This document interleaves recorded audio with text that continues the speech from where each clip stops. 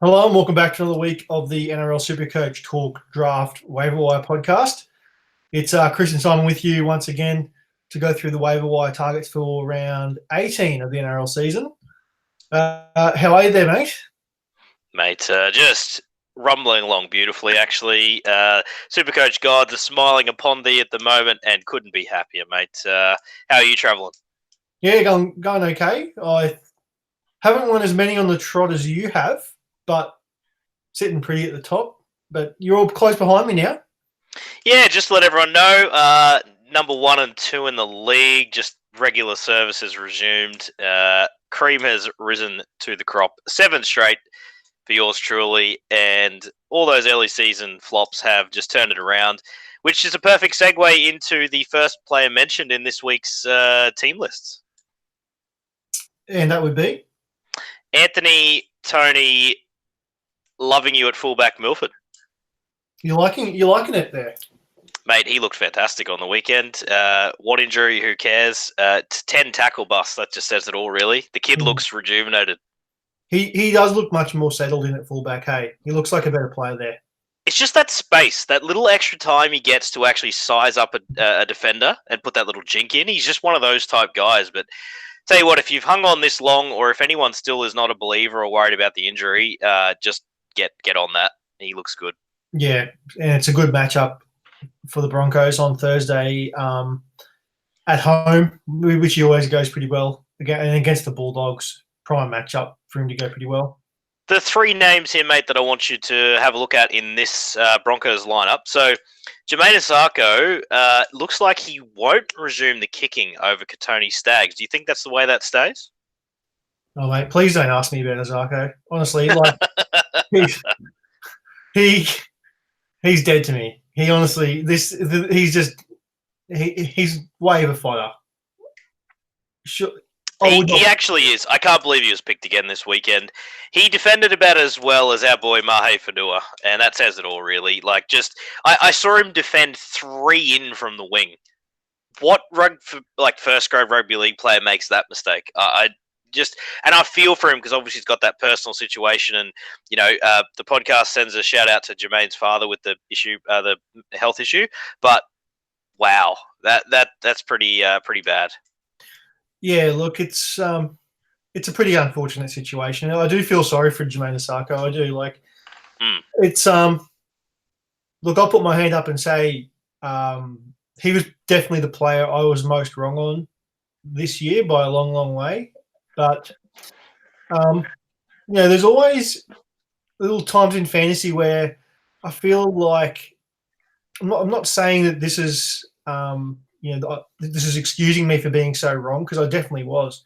But there is a good chance that maybe for next year he might be a really good bounce back value potentially. You just don't know with these sorts of guys with that illness that was going through the family. How much did that affect him and affect his play, his preparation, all those sorts of things that a second year player like him would need to succeed second year in the big league. I think he's someone that, like, I'm not going to be by no way targeting next year like I was this year, but he's someone that I wouldn't be like shying away from next year, given the value that you'd probably get him at next year on draft day. He'll be a forced CTW come draft day just because of what might be. And I agree with you there. And I think rest of season, I mean, unless he gets the goal kicking back, he's not really worth it. I picked him up last week on the chance he did get it back off Staggs, but fair to say he's not really an option. The other 2 in this team, mate, that I want to have a look at. So Jake Turpin, he mate, old head on young shoulders. He's a likely type. Is there any potential value there in the hooker eligible position? Yeah, we've kind of touched on Turpin a few times throughout the podcast recently, but like you said, it keeps coming back to that hooker-only eligibility. Like, I'm just not sure what's shallower, halfback or hooker right now. I don't know. They're both trash. I mean, the only thing is you got a little bit of a return to form from, Hodgson finally put a good score together. Isaac Luke finally put a good score together. Maybe it dilutes the pool. Adds to the pool a little bit there. But Turpin, I think he's probably an okay start. Like, you compare him to McCulloch, who's obviously losing minutes to Seguiaro, and, you know, maybe Turpin get 80 minutes there, puts him on par with about sort of McCulloch level. That sort of. So, does that make him relevant in 12-team plus leagues? Absolutely, it does. Yeah, I mean, for a 10-team league like ours, I'm not really that keen on him. Like, I would love to see him in an opponent's team, put it that way. Yeah, I mean, when you're running Jake Friend and Josh Hodgson as your options, I guess you can say that. Yeah, that's true, but thank you, personnel league who dropped him for no reason whatsoever. Good play, well done. You're just giving gifts all over the place. Just keep dropping good players. I'm all for you. Yeah, we know who we're referring to, those who listen in our league. But anyway, let's keep it focused on the joint thing. Tom Flegler's the other name, mate.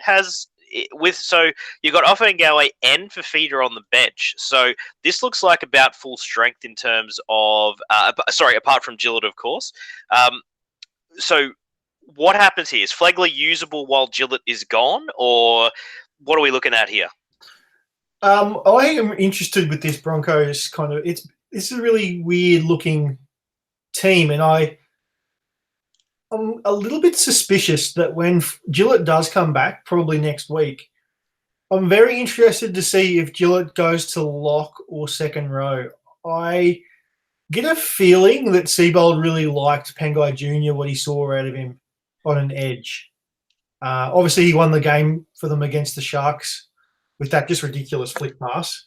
That was the thing of absolute beauty. That's as good as you see on a rugby league field in terms of just my going to a raging semi from a standing start. That was absolutely gorgeous. Yeah, it was ridiculous, and like they said on the call, Tavita wants to play back row, but that's Matt Gillett's spot. I kind of think he's done enough with that spot now, where it's hard because Gillett's such a good player, representative player. He's got a lock on that jersey, you'd imagine. But just given the injury history, do they move Gillett to lock like they did at the start of the year? They've shown that already.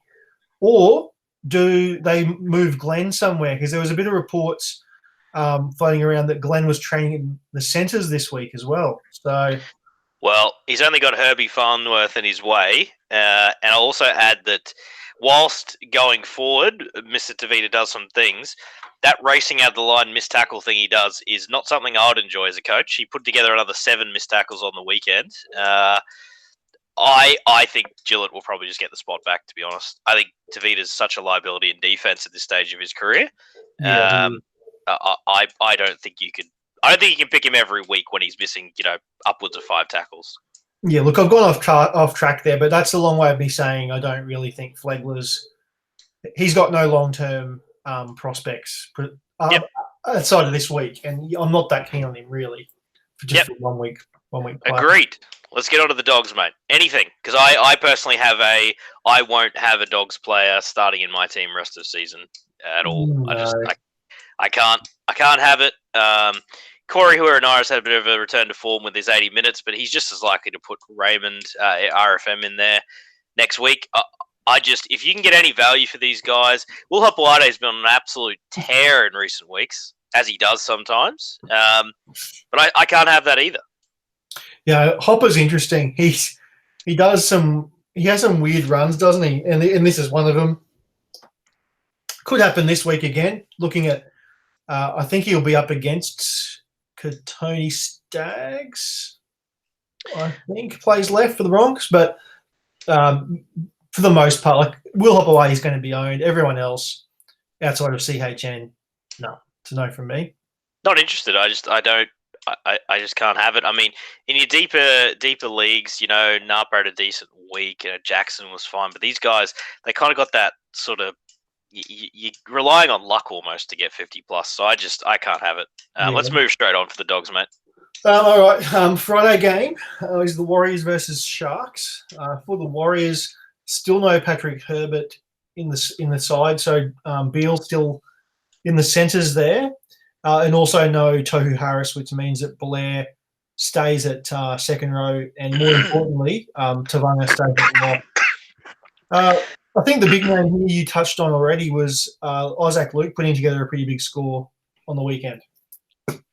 Now, interesting with that bench with only Harris Tavita.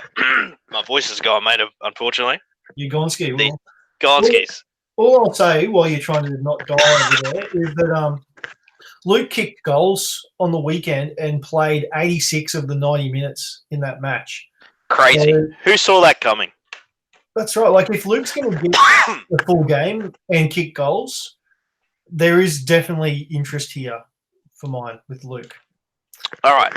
If you are someone that may need a hooker for the run home, you can spend any waiver claim on the chance because the upside here is so high.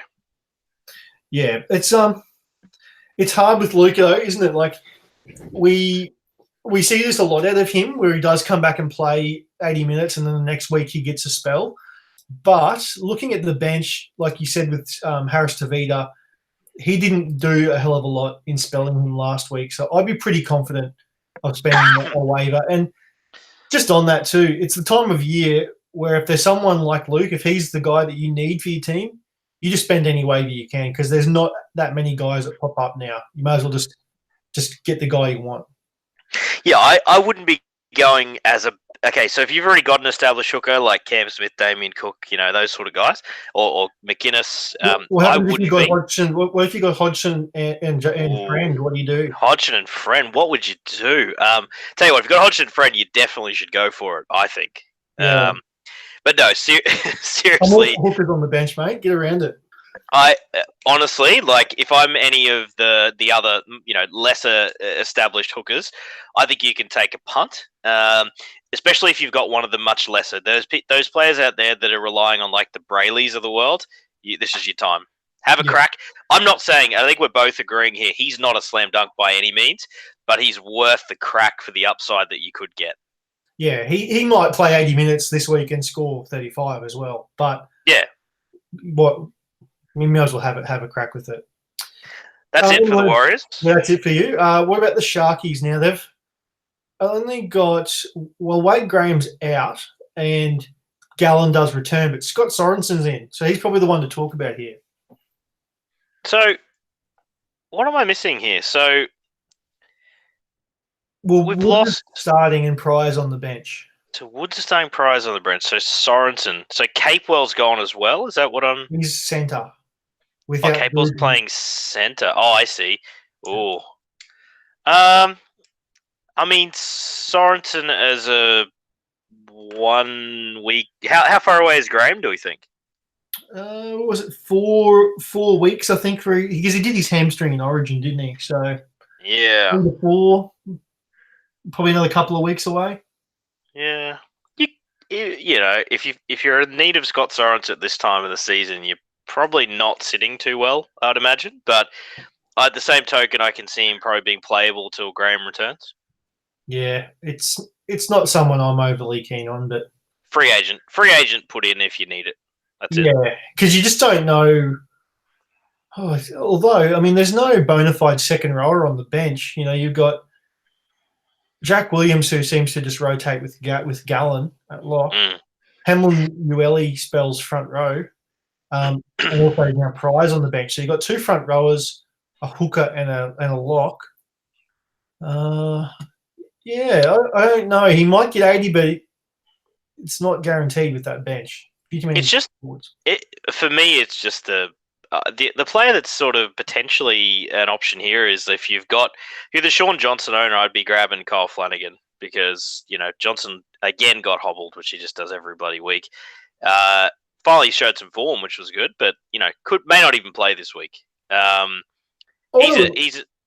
Sorry, you finish. He's startable. He's startable against the Warriors. If Flanagan's in for Johnson, definitely startable. Yeah, I was just going to ask you, yourself as a known SJ hater, I guess. No, I love watching him play. I just wouldn't own him because he just loves to get injured. For a fantasy perspective, you're definitely one of the most down players, people I know on SJ. Where would you take him as of right now in a draft for next year if we were to stop the season today? Late round 3, early 4. As I said, preseason as well. I do not rate his ability to stay fit. Yeah, so it's a tough one. Would you take so you're taking Hunt and Cherry Evans? Yep, easily. Not even as I said pre-season. That's not even close. Cherry Evans easily. So if it's Pierce, then because he's probably the next one. That's about the territory. Sort of late round 3-ish. I mean, that seems slightly early for Pierce anyway. But let's assume Pierce does sort of go back to where he was with that mid-season run. That's very close. Yeah, that's. I didn't say Cleary's name, but he'd be clearly in front. Clearly in front of Johnson. Yeah. You there. Yeah, there's just players. That's just his style. He's going to get nicked up, and it's one of those. It's a pain to own. It really is. Yeah, it's interesting, isn't it? With the halfback position is a lot like. I apologise for those people who don't play this version of fantasy, but if you play NFL fantasy, having that big ticket running back, you kind of need one if you want to win, but in order to get one, you've got to spend a high pick, and if you miss, then you've lost out on a lot of value there. And we've seen it this year with these halfbacks. Just about all of them, Cleary and SJ, they haven't been horrendous when they've played, but they just haven't lived up to their consistent first round grade that you kind of want out of them. They're just so much better than the rest of the position, like the 9th and 10th ranked halfbacks. But yeah, it's a tough one with how to value them, I guess. All right, so no one else from me for the Sharkies. Let's move on to the next game, Panthers versus Dragons. For the Panthers, you've got still no Liam Martin, so Isaiah Yo's at lock with Frankenstein in the second row. Other than that, I believe they're pretty well unchanged from last week. Brett Naden's a good player. Someone must have come back, though. Oh, sorry, Cleary's back with Luai on the bench because Jed Cartwright's pushed back to the reserve. Luai and Egan on the bench, mate. I'll believe that when I see it on game day.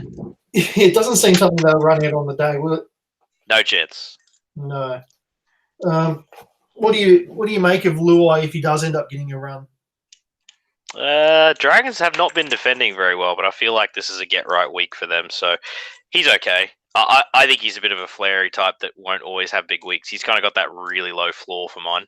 Yeah, look, the only waiver for me here would probably be Isaiah Yo if he's still out there. Yeah, he's okay. In a stack 2RF, I think very low claim for mine because it probably isn't a season-long thing. No, he hasn't really been that consistent. I guess the only thing there is it feels like Brett Naden would have to do a lot wrong to lose his spot at this point. He's been very good. Yeah, he's pretty much going to stay in that team, isn't he? You'd think so, and obviously Brian To'o just a revelation this season, and Mansour's picked it up as well, and even Dylan Edwards scored 100. What the hell? Good player, mate. Don't you start. He is. He is a good player, but like 100 plus in Supercoach, you want to bloody put that on a wall if you're an owner, because that is not something you're going to see again the rest of the season. Probably not. But if there's a matchup to do it, the Dragons, bloody hell. Yeah, not defending well, are they? Which is so weird.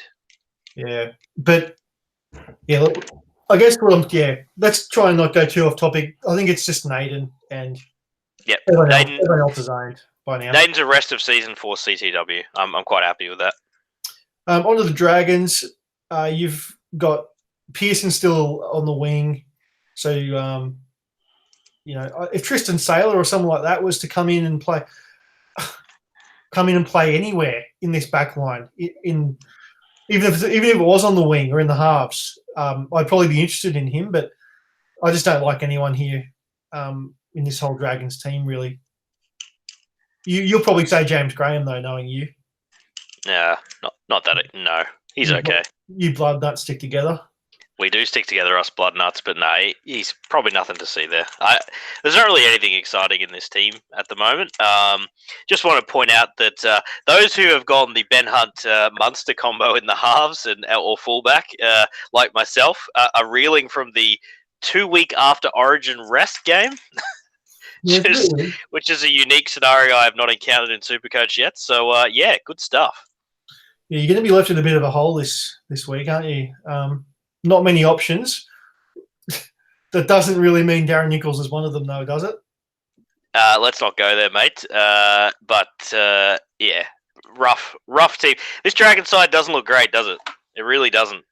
No. There's a lot of you take Widdop and Bunt out of this team. I'm not that excited. Yeah, I don't mind the Panthers in this one. I think they'll go all right. But yeah, let's move on, mate. Nothing there. All right, Saturday 3:00, Roosters versus Knights should be a real cracking match. This one,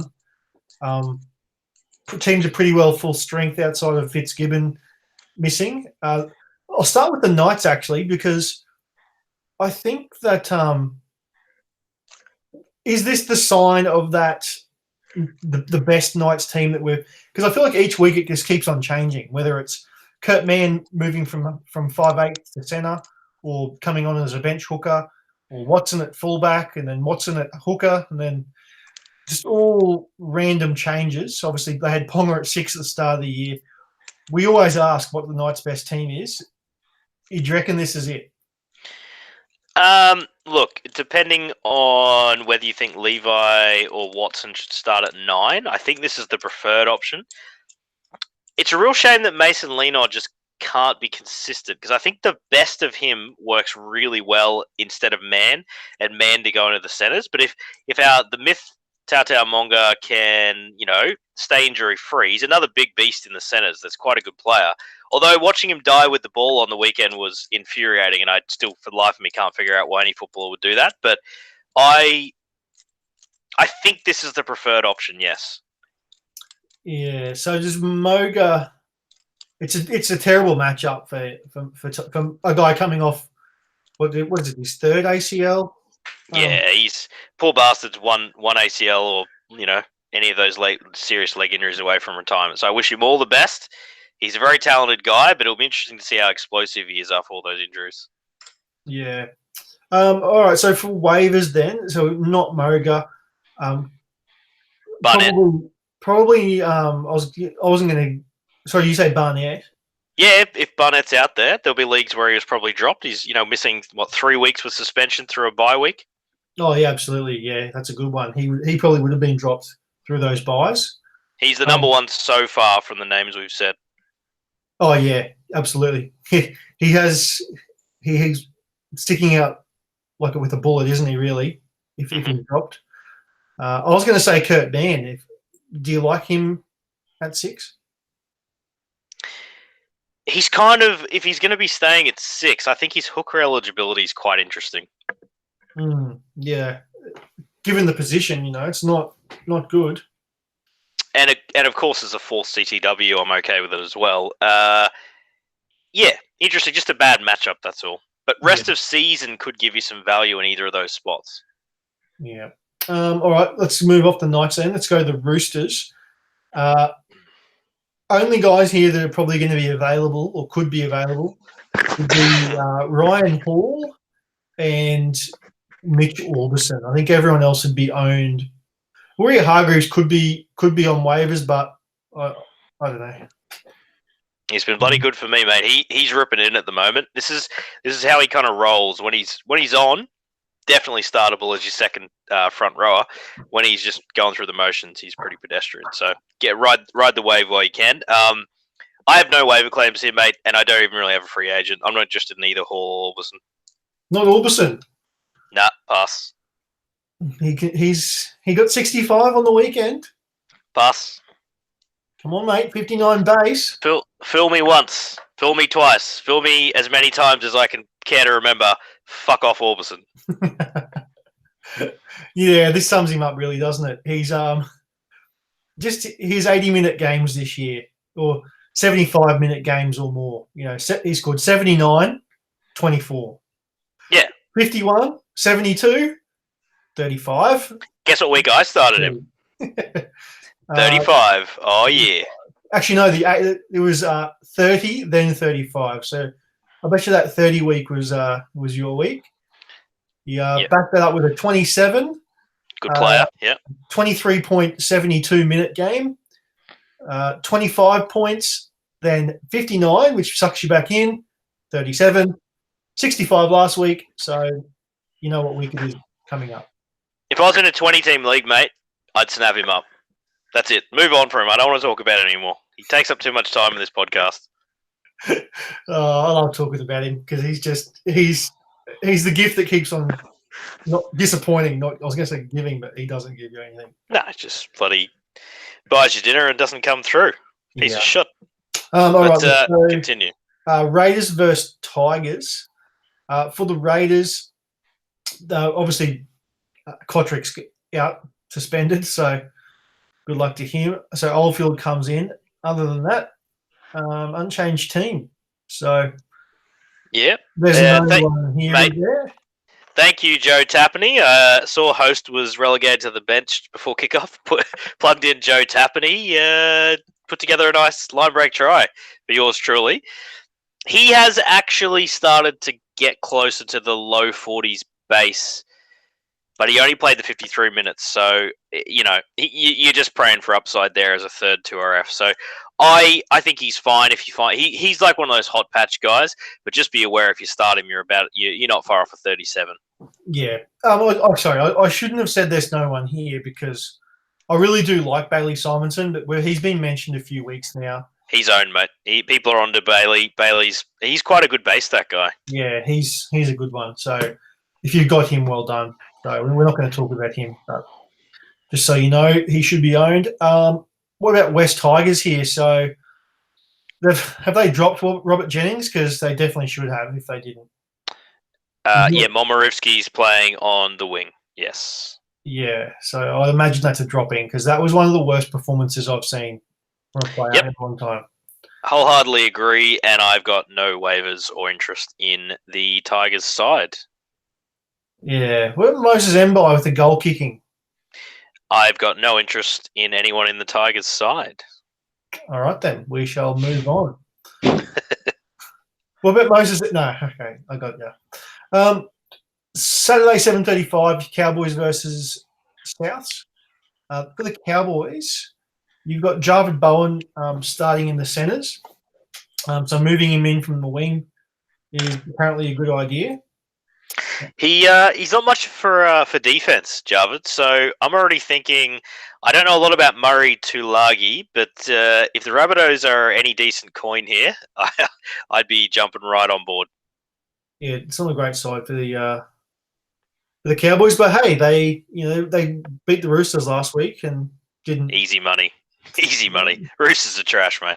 They are a bloody stupid loss. But, okay, yeah, I'm not selling any Cowboys against South out that are going to be out there.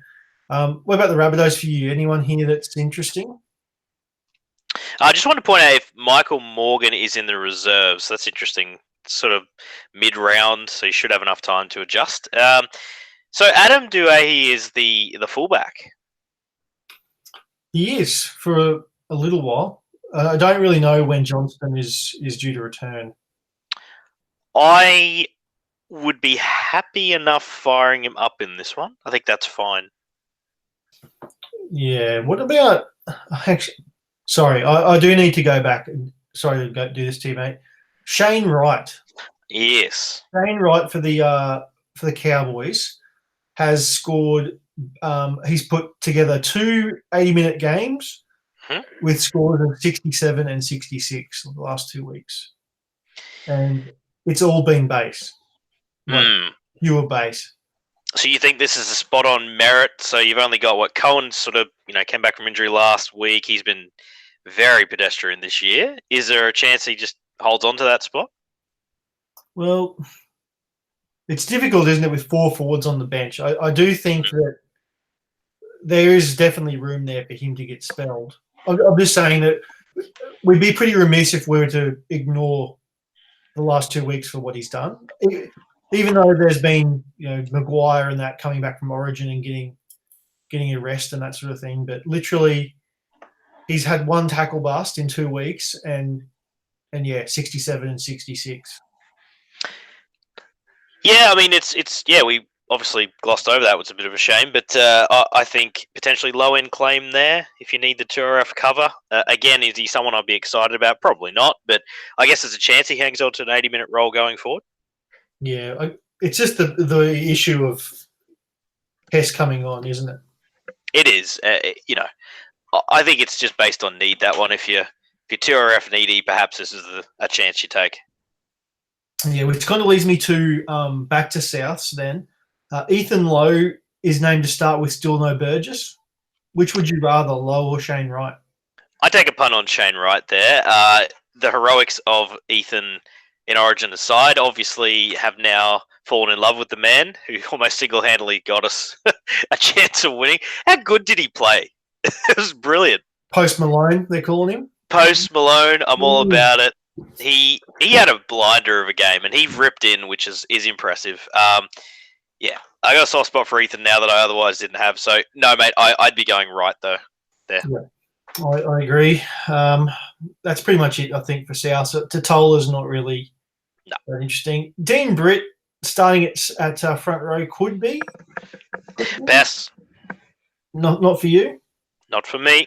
Righto. Okay, let's go on to second last game of the round, which is Titans versus Storm.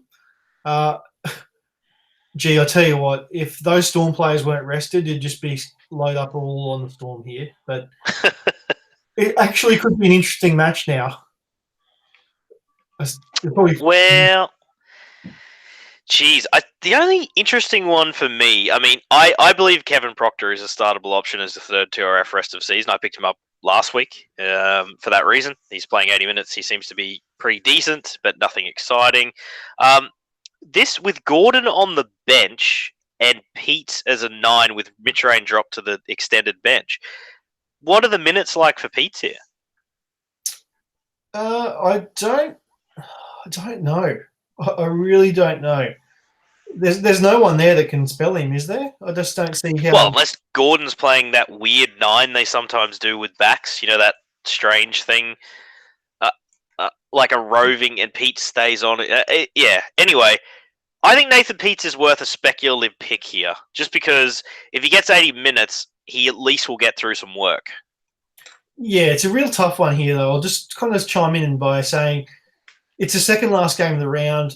There's been talk that Riley Jacks could be out for this game. So if that was the case, then Brimson would partner Roberts. It was Wacko's Yep. Yeah. And then Rain probably comes on the bench. And Rain would come in. So you have to wait until the second last game of the round if you are going to go the Pete's option, which does kind of take the gloss off it a little bit for me. Don't mind it as a free agent pickup or if you're one of those people that have struggled with hooker, I don't mind it as a low end specky. It could go well. Yeah, that's. Yeah. Other than that, mate, though, like. Brenko, my boy. Your boy Branks. I get around him. That dude, if he just could learn how to read defense, it would be a different story. Boy, can he not do it, though. Is it a long-term thing? It's how many times are we going to see this? Oh, he just in attack. Is there more a dangerous player with like center with the ball? Probably not. He's an absolute weapon in attack. Yeah. He just, if you're a coach, you just cannot, like Brenko, the weeks you score me 2 tries, you're going to let in 1 or 2, so that's you neutral. That's about the level he brings. Yeah, look, he's probably worth a free agent or low-end waiver. But he's not, mate, he's no Brian Kelly, though. No, you do love Brian Kelly. I do. So he's been awesome this year. He has. Okay, let's move off the Titans onto the Storm. I don't really know where to start here. Is there anyone here that you're going to actually want to waiver for 1 week? No, and if I am the Pappenhausen owner, I am filthy.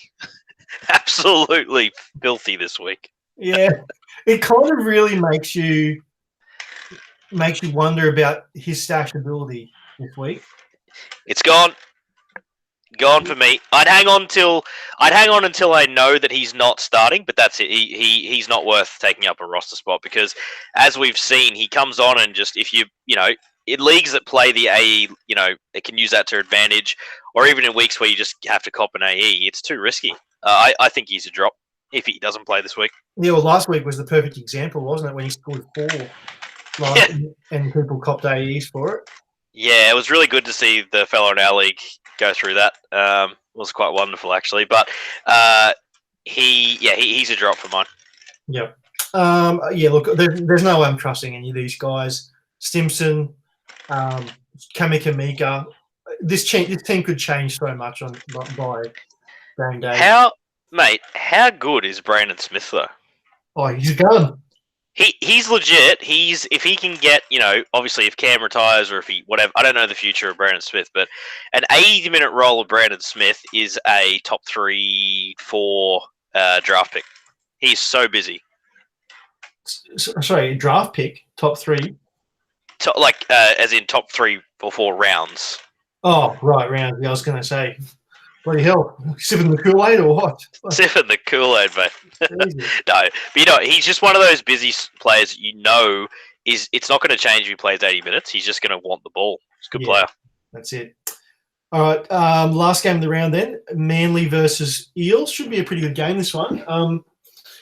Now, for Manly, I think they have a unchanged team, which is good news for the Seagulls. Obviously, Tommy Trbojevic didn't play, but the team was named this way last week. So I don't think there's too much here waiver-wise. No. Other than Moses Suli, but good luck picking the week.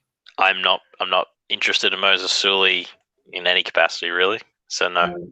No, so Parramatta, I just wanted to ask you about Wonga Blake because he's probably not too far away from debuting in this team.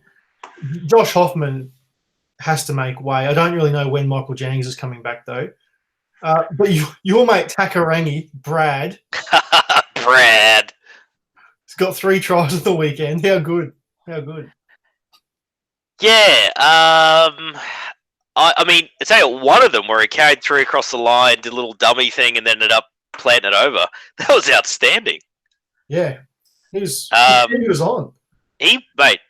Look, anyone that's got anyway, we've talked about the the difference between his surname and the first name just humours me. But he's great weekend. I like your Jenko stash, mate. Now that the buys and stuff are in the rearview mirror, he averaging 50 plus this year in a pretty dangerous side. I like it. I'm on board. Well, I wasn't really going to stash Jennings. I was just going to. It was more for Wonga Blake, to be honest. But no, yeah, why not? I love Michael Jennings, so get on him. He's good. Yeah, Jenko's the real pick there. I can't endorse Michael Jennings as a waiver claim, but I didn't say waiver claim. I said stash, free agent stash, mate. Get on board. Righto. You've just seen what I'll do at the end of this round, anyway. Sounds good. Okay, so to wrap up our claims, it seems like it really is just kind of Barnett and then the rest, isn't it? Barnett, Luke.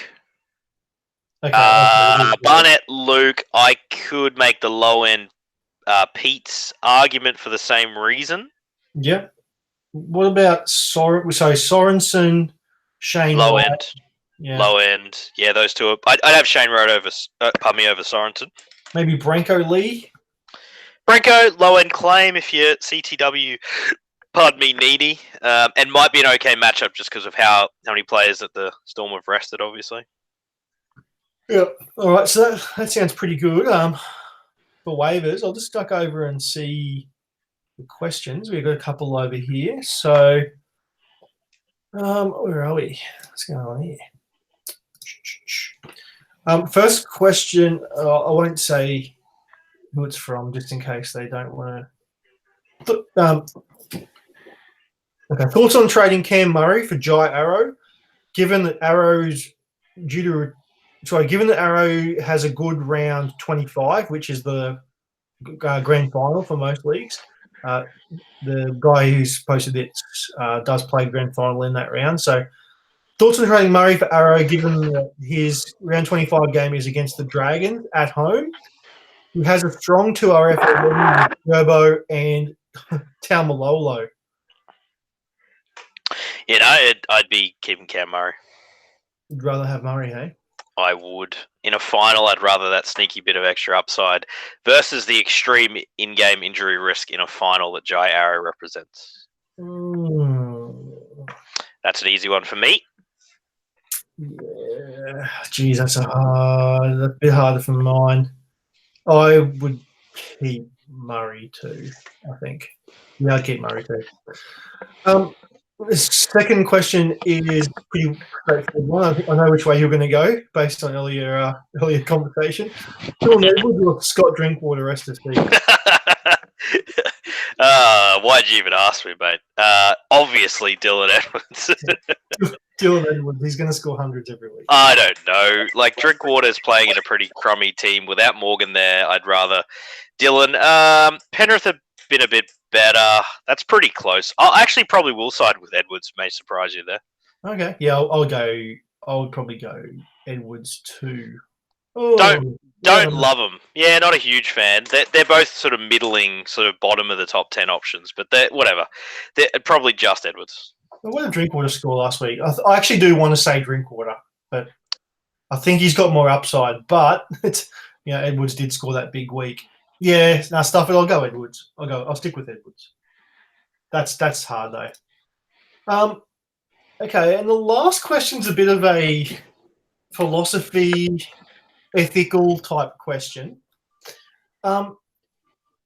It's to do with you're saying you're in a position where you've locked up a final spot, and you're versing a team lower in the ladder. And is it ethical or is it okay above board for you to do? Okay, let's say that there's another team in the league that you view as a very big threat who's also fighting to make the finals. Obviously, the person you're playing, you would rather see make the final.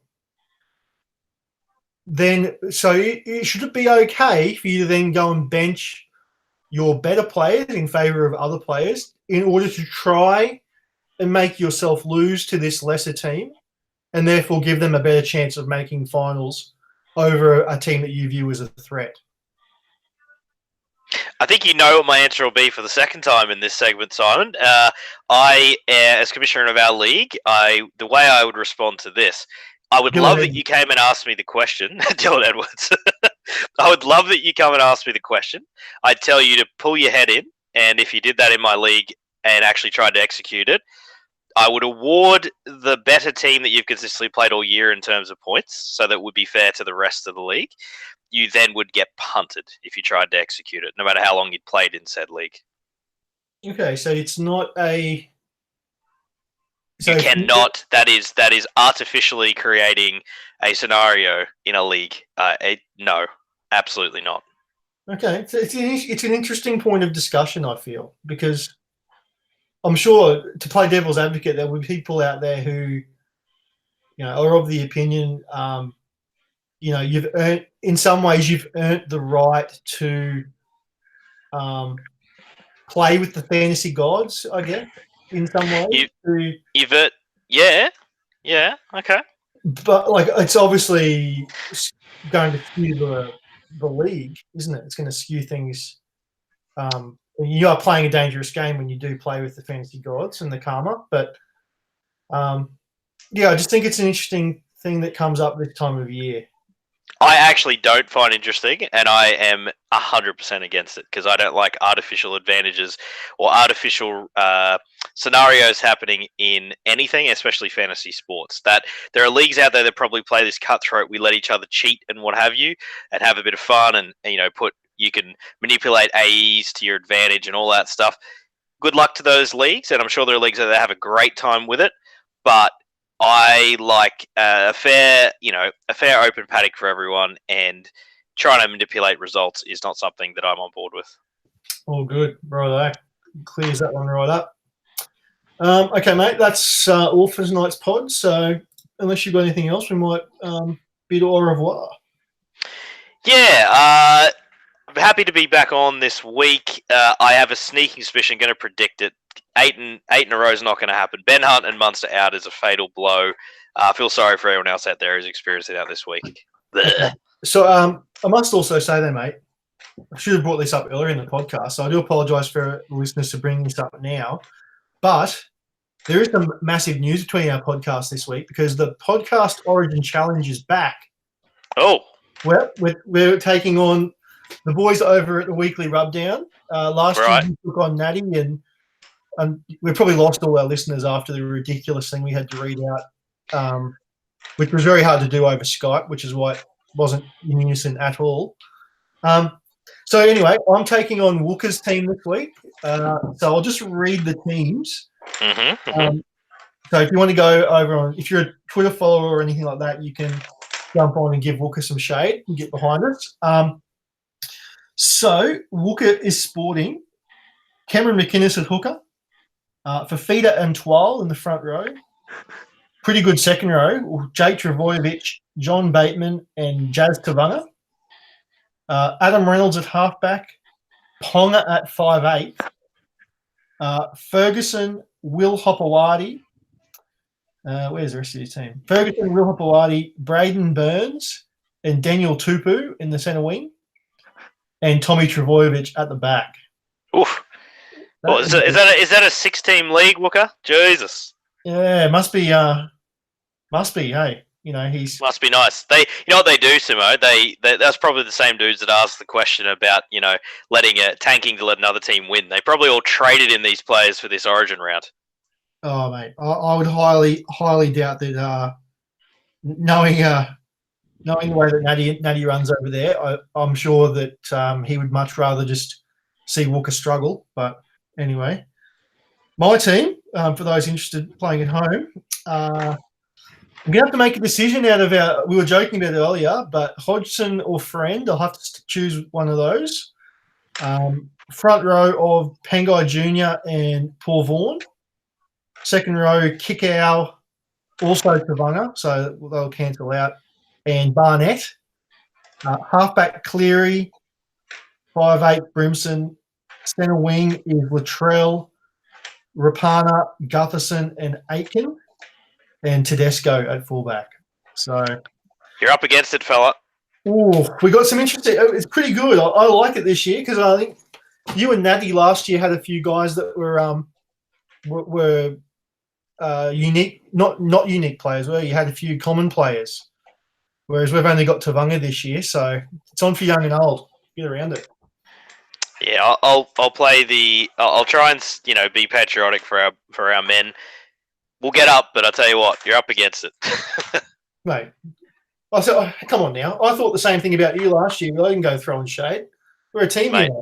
I tried to throw shade at Natty, well, actually at Wooker and Natty, and you said, oh, Natty would run his league like that. Full hickey, mate. He's fucking, they've stacked it, they've tanked, they've given him this great team. Load of bollocks.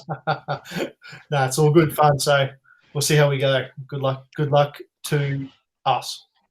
Yes. Yeah. All right, mate. Thanks for that, and I'll talk to you next week. All right. Thanks, guys. Cheers.